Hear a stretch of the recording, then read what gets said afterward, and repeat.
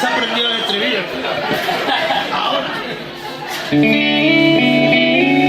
Bueno, pues este es un tema que tuvimos la suerte de grabar en 1993 también. Y era lo que solíamos hacer antes. No había tanto WhatsApp ni emoticonos, solamente había litronas y parque y comunicación directa.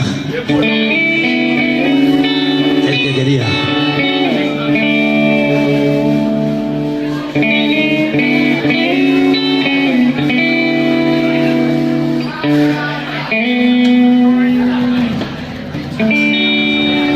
¿Cómo se lo toma el tío?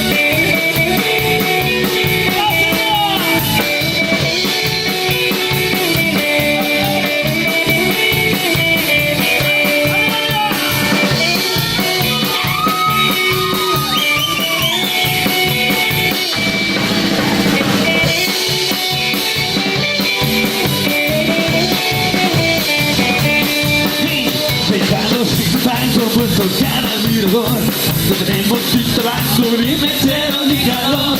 La botella ya se acaba y nos vamos a dormir. La coche nos arranca, ya sabemos lo que hace. Con esto de pasar.